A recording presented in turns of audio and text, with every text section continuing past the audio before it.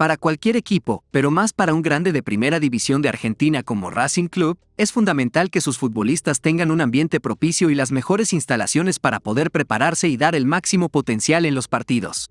Su estadio, el Cilindro de Avellaneda, es uno de los estadios más importantes y funcionales del fútbol argentino, siendo uno de los más cómodos para apreciar un partido de fútbol, debido a su buena óptica del campo de juego no importando dónde estés ubicado.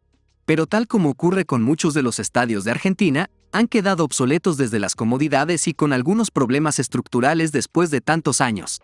Es por eso que en los últimos años, la Academia viene realizando grandes cambios a su recinto, realizando una serie de obras que permitirán extender la vida útil y modernizar las instalaciones del Estadio Presidente Perón, y convertirlo en uno de los mejores recintos de Argentina y del continente.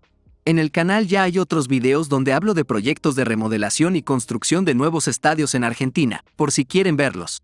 Y sin nada más que decir, comencemos. El 27 de marzo de 1944 se comenzó con el proyecto de construcción del nuevo estadio de cemento de Racing Club, con el objetivo de tener un espacio propio y de calidad.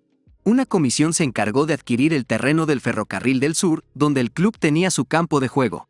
Las obras de la nueva cancha comenzó en 1946 con un préstamo del gobierno nacional de 3 millones de pesos. Debido a esto el estadio se llamaría Presidente Perón, presidente de Argentina en aquel entonces por su ayuda a la financiación del estadio.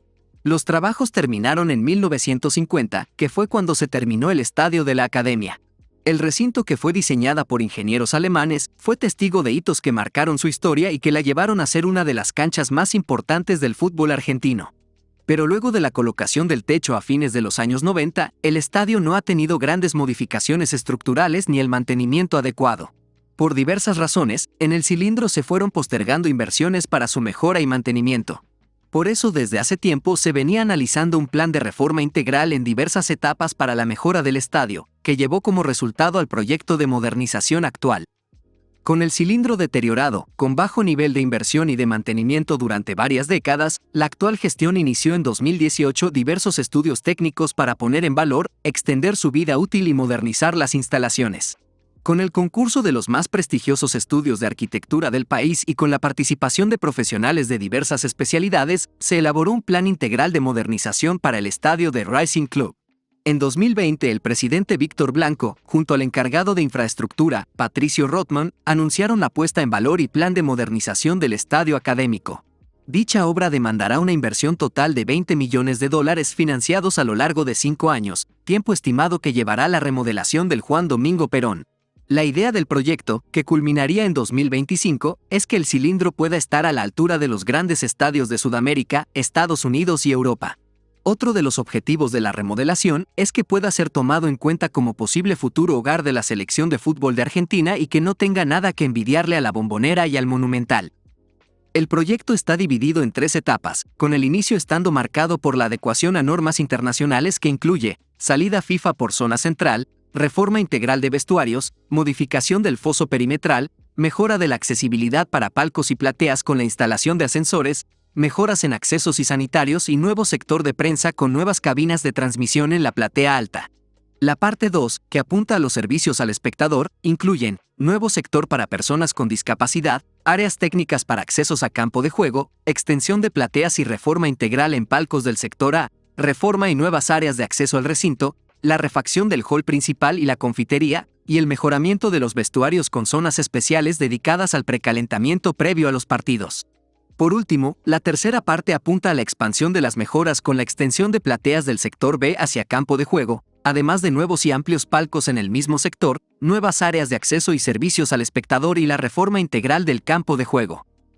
El plan ya se había puesto en marcha en 2019 con la etapa 0, que consistió en la reparación de la estructura de hormigón y de las juntas en las tribunas, adecuación del sistema de desagüe y la construcción de una subestación eléctrica para disponer de una conexión directa.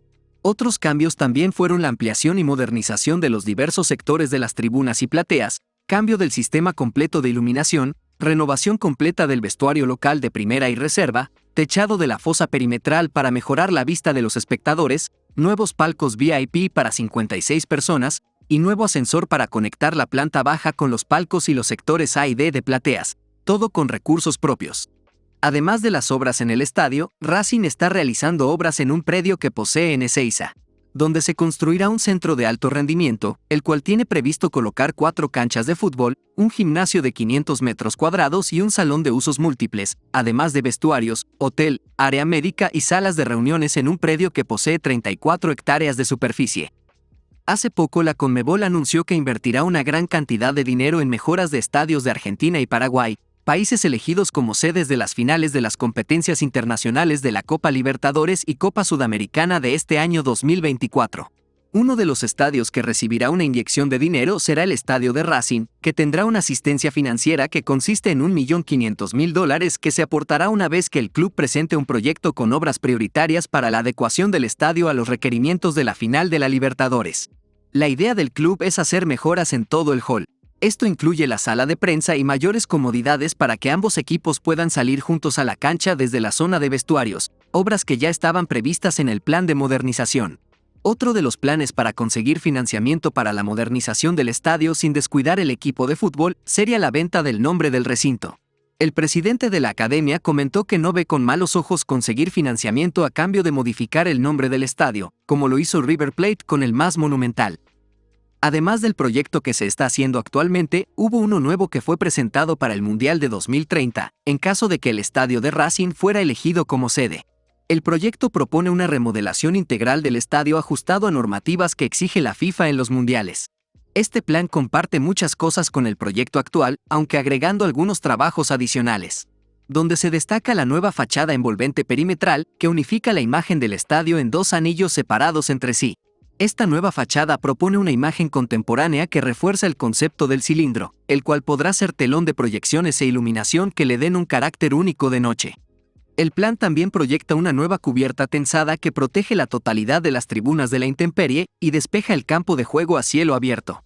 Como ya sabemos, Argentina estará en el Mundial 2030, pero solo tendrá un partido, el cual se rumorea que será en el Estadio Monumental de River Plate.